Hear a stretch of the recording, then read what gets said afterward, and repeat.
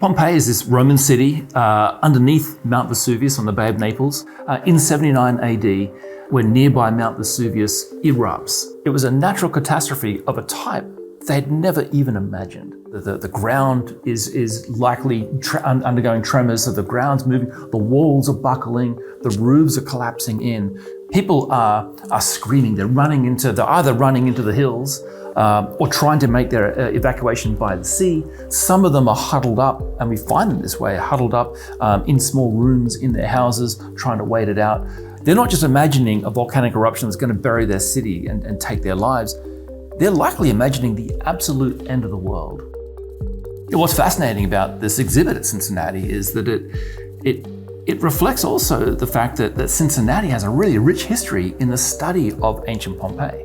So University of Cincinnati, through the Department of Classics, has been excavating an entire neighborhood of the city since the early 2000s, since 2005. So we've been able to get at this neighborhood of 2 town blocks of houses and workshops and restaurants. And what we're trying to find out more about it is, what more about its life? What kind of a city was it?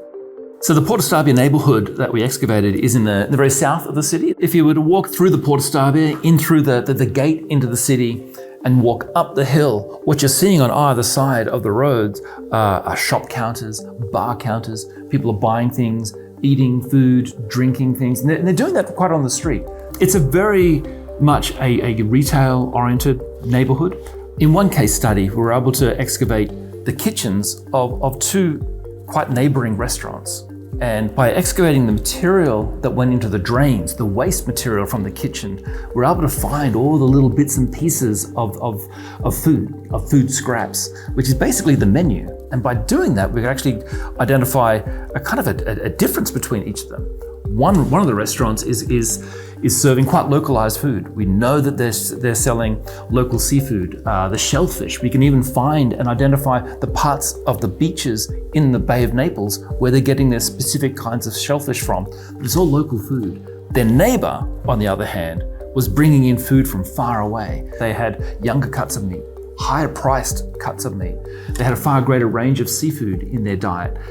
They even had more interesting kind of flavorings as well. So we found in that restaurant quite large quantities of peppercorns, cumin, caraway. So that kind of texture, that kind of differentiation on a singular street between singular neighbors is something really quite fascinating, I think, that we can get from our excavations.